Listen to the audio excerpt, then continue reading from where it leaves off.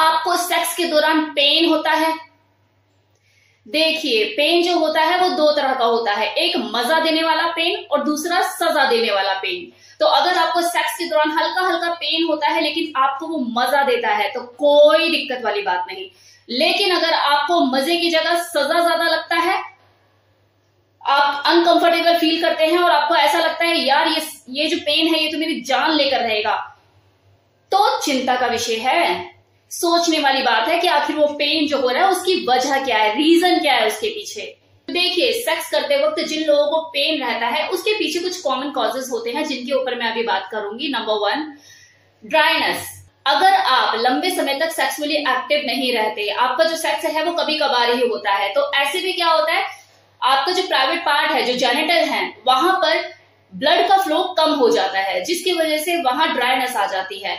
तो जब कभी आप फिर सेक्स करेंगे तो वहां पे ड्राइनेस होने की वजह से आपको अनकंफर्ट फील होगा, इंटरकोर्स करते हुए वहां पे घर्षण की कमी होगी, जिसकी वजह से आपको पेन की शिकायत हो सकती है। तो ये बहुत मेजर इशू नहीं है, 15-20 दिन में एक बार सेक्स कर लेना चाहिए। अगर चलो सेक्स नहीं करते हैं तो मैस्टरबेट कर लेना चाहिए। ये मेल और फीमेल दोनों के लिए है, ताकि उनका जो ब्लड का फ्लो है वो जेनिटल में प्रॉपर रहे। सेकेंड इज टेंशन और एंजाइटी। ये भी सेक्स को पेनफुल बनाती है। अगर आप सेक्स करते दौरान किसी टेंशन में रहते हैं तो आपकी जो बॉडी है वो तो एक्टिव रहेगी, लेकिन आपका जो माइंड है वो डीएक्टिवेट रहेगा, जिसकी वजह से आपकी जो जेनिटल है वहां पे लुब्रिकेंट नहीं आएगा और जो आपका सेक्स है वो पेनफुल हो जाएगा। तो सेक्स करते वक्त अपने माइंड को रिलैक्स रखें। जितनी भी टेंशन, जितनी भी प्रॉब्लम्स है, सारी लिविंग रूम में छोड़कर आए बेडरूम में आने से पहले। इसीलिए कहा जाता है कि सेक्स को करने से पहले उसे हमेशा प्लान करें। थर्ड इज, जो लोग सेक्स करने से पहले फोर प्ले नहीं करते, फोर प्ले को ज्यादा वैल्यू नहीं देते और सीधा ही बेड पर कूद जाते हैं, तो उनकी जो बॉडी है वो उनको वैल्यू नहीं देती। मतलब अगर बात 18 से 30 साल तक के मेल फीमेल की हो रही है तो उन्हें तो शायद वार्म अप की इतनी जरूरत भी नहीं पड़ेगी, क्योंकि वो इतनी जवानी के जोश में होते हैं कि एक दूसरे को देख के वैसे एक्साइटेड हो जाएंगे, कोई मौका ही नहीं छोड़ते।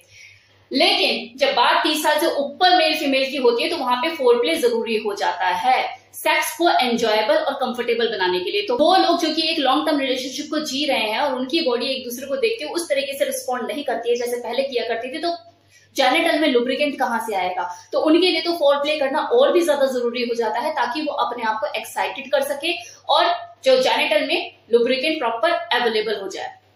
वरना इंटरकोर्स करते हुए घर्षण ज्यादा लगाना पड़ता है, जिसकी वजह से जो फीमेल होती है वो अनकंफर्टेबल फील करती है और बाद में अगर यूरिन पास करने जाए तो उसे जलन भी होती है।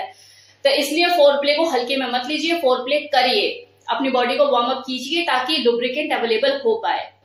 वो मेल जो कि सेक्सुअली ज्यादा एक्टिव नहीं रहते हैं लेकिन उनके जेनिटल में ब्लड फ्लो के इंक्रीज होने की वजह से उनके जो टेस्टिकल्स होते हैं उनमें पेन रहना शुरू हो जाता है। अगर आपको ये पेन रहता है तो मैस्टरबेट कीजिए, वीक में एक बार कर लीजिए।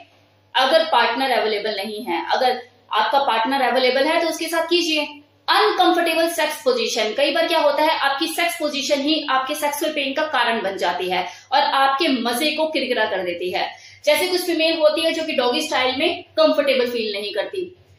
रीजन कुछ भी हो सकता है कि घुटनों की कंडीशन ठीक ना हो, नीज में पेन रहता हो, पेल्विक मसल में किसी तरह का पेन रहता हो। तो यहाँ पर आपको ये सोचने की जरूरत है कि कौन सी पोजीशन आपको सूट कर रही है, आपके ऊपर वर्क कर रही है। तो कोई एक पर्टिकुलर पोजीशन अगर आपके लिए पेनफुल हो रही है तो कोई और ट्राई कीजिए, देखिए कौन सी आपके लिए सूट करती है, कौन सी पोजीशन आपके ऊपर वर्क कर रही है, वो चीजें करना शुरू कीजिए। इस चीज का हमेशा ध्यान रखिए कि जो सेक्स है उसका लेना देना सिर्फ इंटरकोर्स से नहीं होता, कि अगर जब तक आपका इंटरकोर्स नहीं होगा आपका सेक्स पूरा नहीं होगा। आप ऑरल करके, म्यूचुअल मैस्टरबेट करके भी ऑर्गेज्म को रिलीज कर सकते हो। इरिटेशन और एलर्जी, यहां पर आपको इस चीज पर ध्यान देने की जरूरत है, किसी पर्टिकुलर चीज से आपको कोई एलर्जी तो नहीं हो रही है।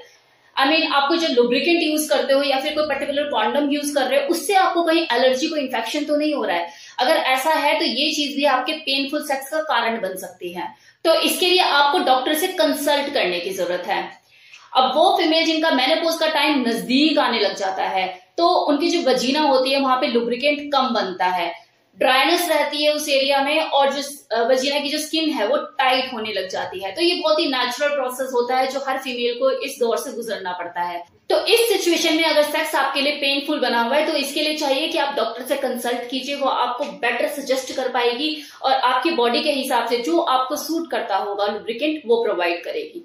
अभी तक मैंने आपको जो रीजन बताया ये बहुत ही नॉर्मल है, कॉमन कॉजेज है, मतलब ये किसी भी इंसान के साथ ये चीजें हो सकती हैं, तो इसमें कोई डरने वाली बात नहीं है, ये क्योरेबल है।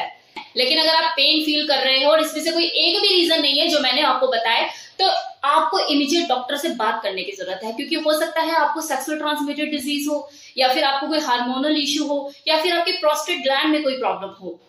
तो इसके लिए आपको देर नहीं करनी चाहिए और आपको इमीडिएट डॉक्टर से कंसल्ट करना चाहिए। वो आपका ट्रीटमेंट करेगा, चेकअप निकालेगा और देखेगा कि क्या प्रॉब्लम है।